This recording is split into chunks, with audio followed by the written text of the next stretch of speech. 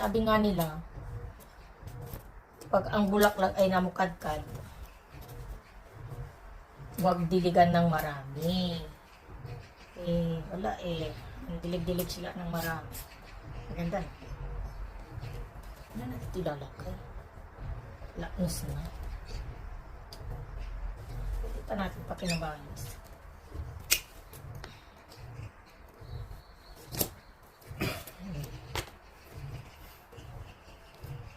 Bigyan mo ako ng isang basong tubig, ya, kuya.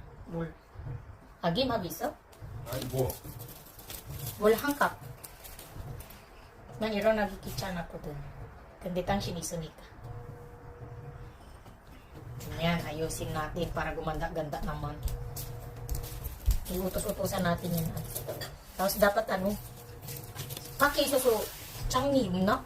창미 있으면 한뜻하고 여기서 놓으면 좋겠다. 뭐를? 장미꽃. 장미꽃? 저기 있잖아. 어디? 밖에 있어? 아니, 아, 본 이쪽이야, 바보야. 남이 고비빼. 뭐가 이거 장비잖아. 아니, 밖에 있는 거, 모로방고 있잖아. 그거는 그냥 일본어 거 넣는 거야. 내가 넣는데 모로방고 너 어떻게 하냐? 장비가 어딨어? 밖에 있어. 이렇게처럼. Lanta na sigurong binigay ito. Maganda siya. Ano? Pwede pa yan. Baka mabuhay.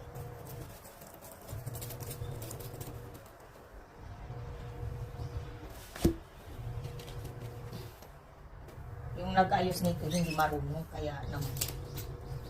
Nung bumili ako ng ganito, eh, ano, graduation pa yun. Buhay na buhay pa. Abot ng 5 buwan. Siguro ano. Ayusin natin. Salba natin.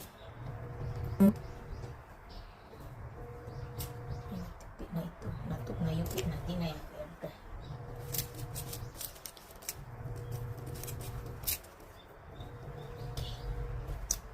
Hindi ko mag-ayos ng flowers pero hindi ako binibigyan ng flowers. Yung minsan lang ako nakatanggap ng fresh flowers. Karamihan plastic. Sa totoo lang, ayoko ng plastic na flowers. Eh. Kasi ano, parang plastic lang yung pagmamahal niya. Oh, charms.